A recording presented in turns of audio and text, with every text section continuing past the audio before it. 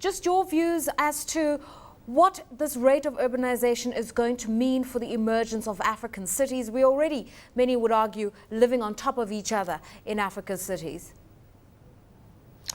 Yes, thank you very much. I think it is a big challenge indeed, but it is also opportunities.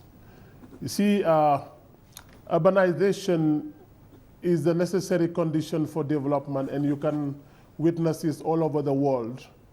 Developed countries today have a very low rural population, but this is a big challenge as well, providing the local authorities, government, and then business alike will join their force together to put our cities in the right direction.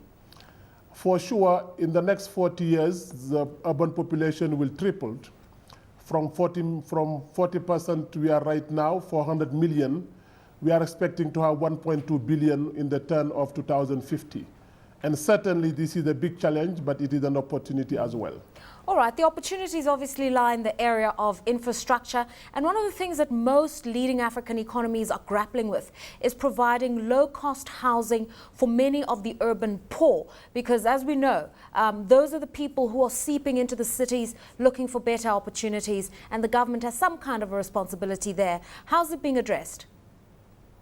Yeah, this has been addressed through various means and then strategies that UN Habitat, as part of the UN community, has been displaying.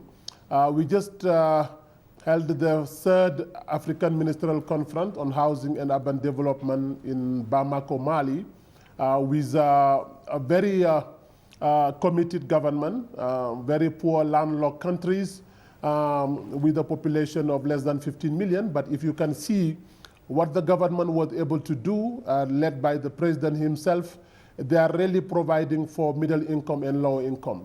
But to come to the scourge of slums in Africa, which today stand between 60 and 70% of urban dwellers living in slum condition, is indeed a tragedy. And if you want to see poverty, there is no need to search. You go to the Kiberas, you go to the many other slums, Ajunkele in Lagos, or many other places in Hejohenda in Rwanda, or you go to Cairo, you will see what is urban poverty. But yet, can you believe, it is through those informal sector, through the slums of Africa, that the majority of the people are aching life day and night, and earning $1 or $2 a day, which represent the little that they have. So therefore, government has ultimate responsibility to provide land so that poor can access land, provide water and sanitation, because this is the basic for improved living condition, provide what we call incentive for building materials so that poor people can access. Right. They can lower their taxes, they cannot take it all, and of course to provide better living condition through schools and clinics so that they can access their health. Right, quite a comprehensive approach, Mr. Badiane. One of the biggest challenges to African cities today is the provision of energy, or what we call electricity. It's a major bugbear across the leading economies, Kenya, Nigeria, and South Africa. Obviously, many governments starting to invest extensively in the sector, but you know, there's an argument for many more independent power producers, and for us to start thinking about going green in the provision of electricity, in the way in which we build our homes, and filtering through energy requirements. What should the approach be for African cities? Absolutely. You know, over the last 2 years, UN Habitat has been the leader of what we call UN Energy Africa. This is indeed the basic challenge if we have to go urbanize and if you have to go industrialize. No nation can afford to go to be medium economy or developed economy if you cannot afford to have green energy. And of course, today in Africa, the challenge of affordable energy lies in the diversification of the source of energy. Look, the number of sunlight hours that we have in Africa.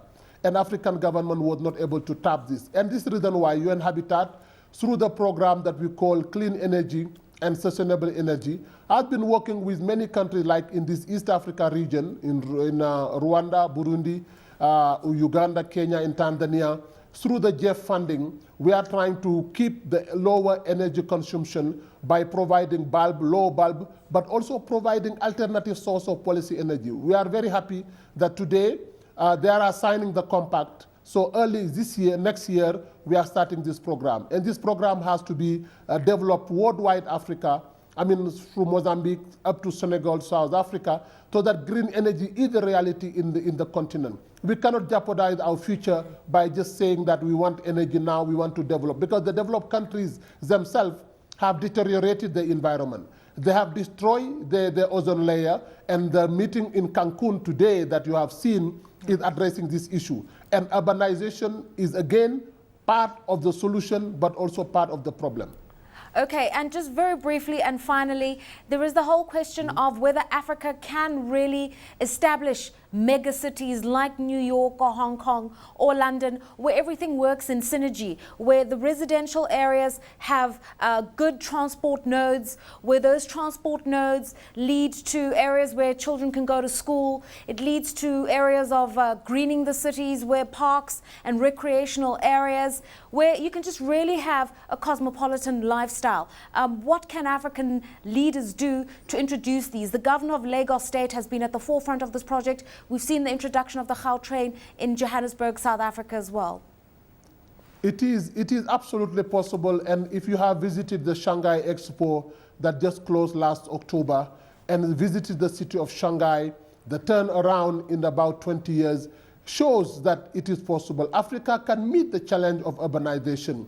If you see what Rio has done, and then if you see what Johannesburg and South Africa has done in organizing the World Cup, you have hope, because our leaders need just to invest, to look at what is the potential of the cities. When cities are providing between 60 and 80% of the GDP in any nation, you cannot continue neglecting that factor. And today, we are very hopeful, providing we put the land market right, providing we put the governance right, providing that we pull local authorities to fight urban divide and provide urban inequalities. Africa has a rendezvous with the 21st century, and we can make it.